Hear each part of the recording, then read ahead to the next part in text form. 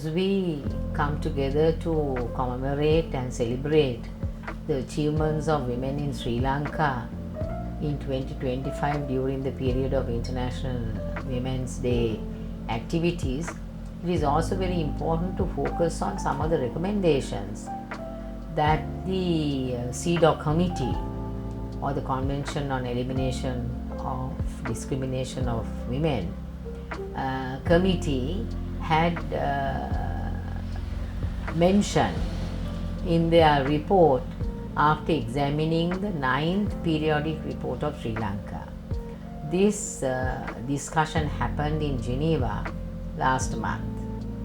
It is very alarming to note that the committee keeps on reiterating what the Sri Lankan governments, successive governments, have failed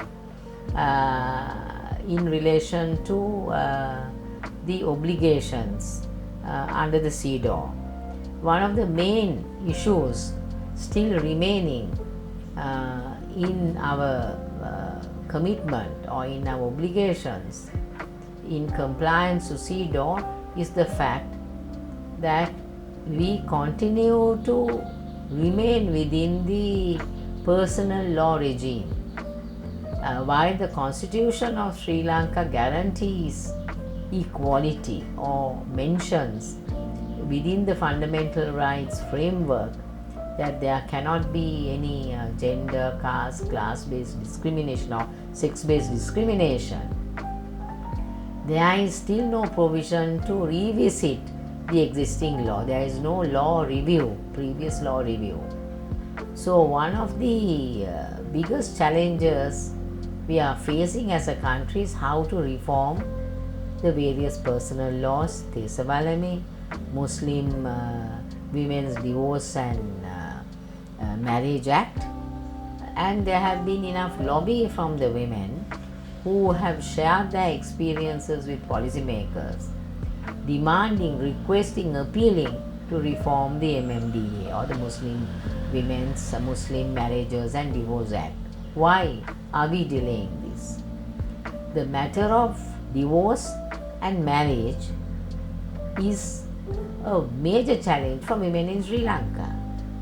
But often I see male religious lobbies preventing policymakers, both within the parliament and outside the parliament, preventing Sri Lanka taking a progressive act of getting women involved in decision making with regard to the marriage and divorce. That's part of their lives. If they are facing problems, then the women or the woman must have the decision making power in relation to whether she is going to continue in that marriage or whether she wants to be away from that marriage. Similarly, when marriage is contracted, often we hear that women are not consulted within the Muslim community.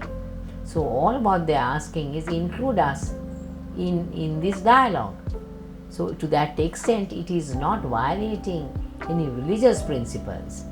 It is a matter of most stories are matters of life and death for women.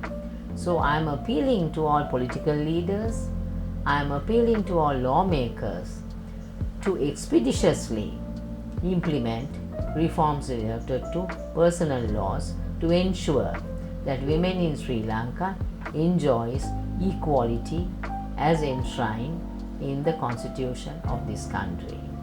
We cannot live in